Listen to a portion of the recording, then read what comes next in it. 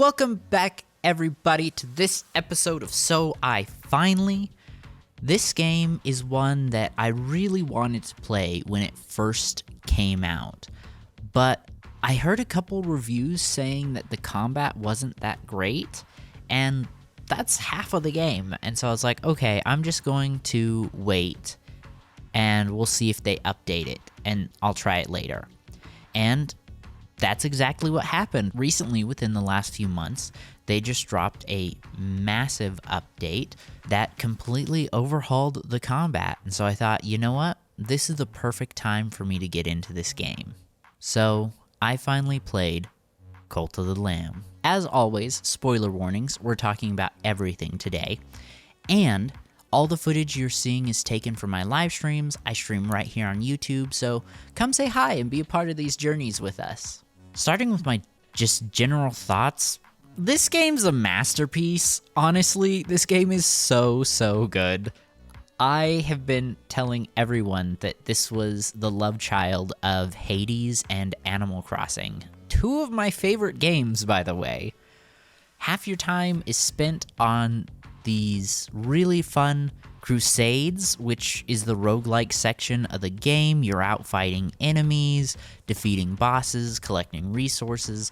The other half is managing this cult, keeping them happy, decorating your base, giving sermons. Both parts truly enhance the other. Crusades bring resources and followers, while also affecting the faith of your cult. While the cult management side of it affects the weapons, health, and abilities you have on your crusades. Two separate journeys completely focused on the same goal, and I absolutely love it. Getting into the Crusades, this just might be my favorite roguelike. Games like Hades, I love, but it tends to get repetitive when you go through the same worlds in the same order, fighting the same bosses over and over again. I may beat the Bone Hydra, but it's gonna be there in my next run. Now, I don't say that to put Hades down.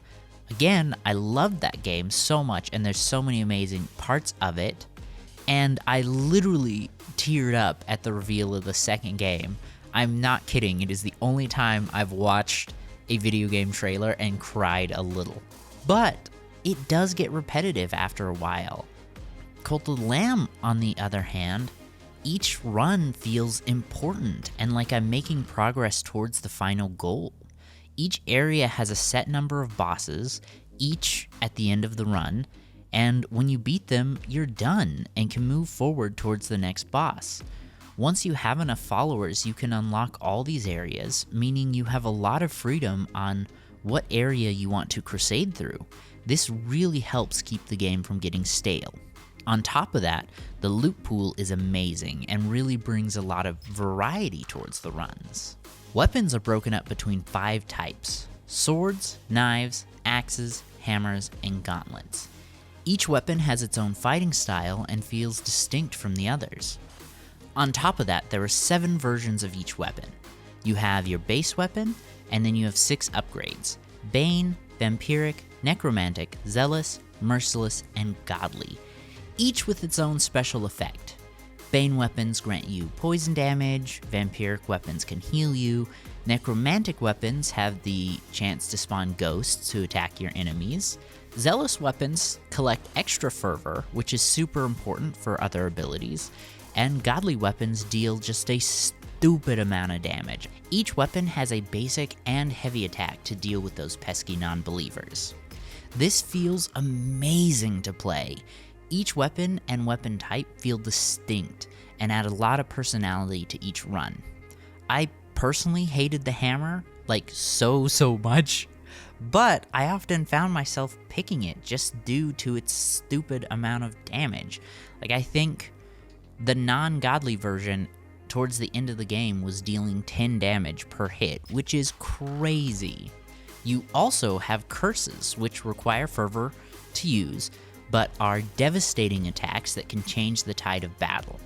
I won't go through the whole list, but there are enough curses that you can do multiple crusades without having to use the same one twice. When I started the game, I hardly used the curses. I just kind of forgot about them while in combat, if I'm being honest, and that really affected my runs. I wasn't using my whole arsenal, and that got me killed, like, a lot. You also have relics, which are even more powerful abilities, like the ability to stop time or summon floating eyeballs to attack your enemies. I got one once that summoned lightning from the sky and just one-shot all the enemies on screen, which was just so satisfying to watch. I popped it right as I got into a room, killed the entire room, and the chest immediately spawned, and I was just shocked because of how powerful it was. You unlock these a little later in the game, which I think is perfect because it gives a sense of progression and really helps towards the feeling like you are this godly being, or that you are strong enough to kill a god. You also have tarot cards, which drastically affects your build. There are a lot of cards you can unlock, but for example, some have the ability to grant you more health, increase your attack speed, reveal the whole map, add elemental damage types to your weapons, and much, much more. The last run I did, I had like 9 or 10 hearts because of the tarot cards, and so I didn't really bother dodging. I just stood there and tanked the damage as I attacked the boss. Again, just totally game-changing based on the ones you get. Oh, did I mention you also have different fleeces you can unlock, which have positive and negative effects? I didn't use them much because I felt like the negatives outweighed the positives, but I do think they add that extra bit of challenge for people looking for a more in-depth experience. All of this leads to a unique way to build your lamb for each run. With so much variety, you never have to worry about having the same build twice. This means each run feels fresh and fun. The enemy variety is also very diverse, and you are often thrown against new combinations of enemies. Larger enemies also have the chance to have an effect attached to them. For example, they drop poison onto the ground when they're hit, or they drop a bomb when they die.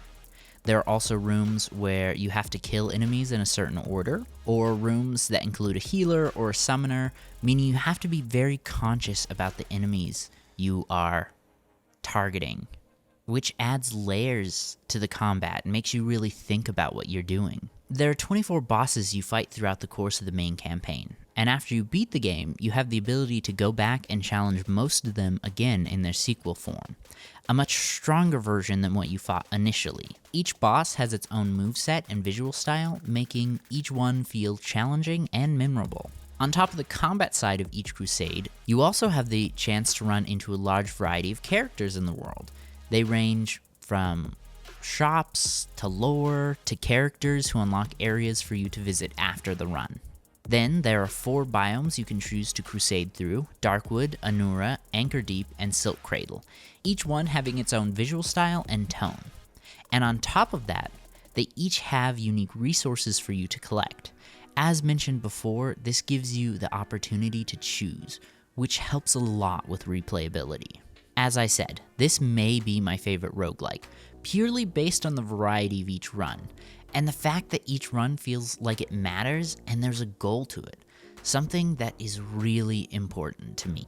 On the cult management side of this was the part of the game I spent the most time on. I loved my cultists, and I did everything I could to keep them happy, and was devastated when any of them died. Let's start by talking about getting cultists. You can find them on your crusades, mostly, and when they get to your cult, you have the ability to make them look however you want and change their names, which is absolutely adorable. From there, you give them a job to do within the cult, and off they go to cause some mischief. I've heard people say that this is less of a cult and more of a daycare, and that couldn't be more true. The cultists don't really know how to take care of themselves, and so you have to feed them, clean up after them, especially when they poop, take care of them when they're sick, and build beds for them to sleep in. They throw tantrums when they don't get what they want. If they give you a quest and you fail, you are then forced to deal with them dissenting and trying to turn other followers against you. You also have to keep their faith high enough and if you don't, that can also lead to them dissenting. So, a very fickle group. This makes balancing the cult management and crusading parts of the game a challenge, especially in the early game. If you spend too much time in the cult, you won't have enough resources to take care of your flock. And if you spend too much time crusading, your followers could get sick, starve to death, or just flat out leave. Oh, also, did I mention you have to have followers or you lose the game? So you can't just ignore them. This does get easier, however, as you go. Through your followers' worship, you can gain devotion, which lets you unlock buildings that you can assign your followers to work in. For example, you can build lumber yards for them to collect wood, barns for them to collect seeds and plants they've grown, and kitchens for them to cook at. This leads to a very satisfying sense of progression throughout your cult, though you can't completely automate everything. For example, they only cook meals you have told them to cook, so you can't just assign someone to cook and they'll make food anytime someone's hungry, which means you still have to come back and do some chores sometimes. But it's still very fun, and I don't think it would be if it was completely automated. Something I really love is the fact that your cultists help you build these buildings. It's adorable watching them run up to help you. Also, rearranging your cult is super easy. I will say it's a little buggy on the Switch, but not bad. But this makes decorating less of a chore and more of a fun part of the gameplay. I personally don't have the best eye for design, so I feel like my cult looked okay, but I think more creative people could create something really unique and or pretty. You can also preach sermons, which gives you some gold, and after you've preached enough, you get the ability to unlock new weapons, curses, and upgrades. This incentivizes the player to progress their cult to increase their combat abilities throughout the Crusades. You also have 40 doctrines you can pick through. These can either be passive effects or rituals you can do to increase faith, collect materials, sacrifice a follower, and many, many more. Initially, you can unlock half of these doctrines, but once you have beaten the main game, you gain the ability to unlock more. Followers also have the ability to leave or die. If they start dissenting and you don't fix it, they'll just steal some of your gold and leave. Then, they can just die if they get too sick, or they get too hungry, or they get too old. This can be devastating if you get emotionally attached to them like I did. It got easier as you get more followers, but those first few followers that died or left really hurt. I felt betrayed when Sonic left. How could he do that to me? It is, however, very important to keep a high follower count up, so you can access each map for the Crusades. For example, the One Who Waits, the final boss of the base game, requires 20 followers to access. This all comes together for a very satisfying experience. When I say I felt all of the emotions playing the game, I mean it. I was sad when my followers died, happy when they fell in love with one another, and angry when they gave me stupid quests to go collect flowers in the Darkwood, even though we had plenty of flowers here at the base, and I had just given them the day off. If you don't have to work, neither do I, Barb! Also, there are several other areas you can go to as well, which feature minigames, shops, side quests, and people to interact with. This section of the game was fun, but not something I spent a lot of time doing. But I am really glad they added it because it does add a lot more to the game. Except for the fishing minigame, okay? By far, this is the worst fishing mechanic in any game I have ever played.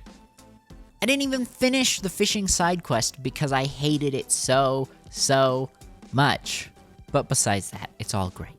I often found myself saying, okay, just one day here at the cult, and then I'll go on another crusade. Just take care of a couple things, and then I'll go fight and progress through the runs. And then next thing I knew, I'd spent like 3 or 4 days just decorating, building stuff, and hanging out with my followers, which it just felt so great to get lost within this game.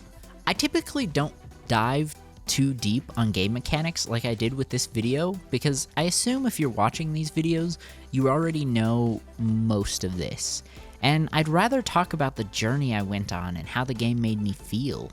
But I really wanted to dive deeper into this game because of how interconnected everything is, and I felt like it deserved more details. This game was a blast. I had so much fun on both parts of it. I have told multiple people that this was the perfect game for me, because I love roguelikes and I love town management sims, but I feel like both of these genres are missing something that can keep me playing for a long time. Eventually, I do get bored of both, but Cult of the Lamb's mix of the two just kept me playing. Before I had the chance to get bored of one side of the game, I was already onto the other side, and this gameplay loop kept me playing for hours on and off stream. I cannot recommend this game more. It is a 10 out of 10 in my opinion, and probably one of my all-time favorite games. Play it now, you will not regret it. Anyway, thank you guys so much for watching. I really do appreciate it. Let me know in the comments below what you think of Cult of the Lamb, and I think I might try and do a Prey playthrough before we get into some of the August games. So come by and say hi, and I will see y'all in the next one. Mother Goose out.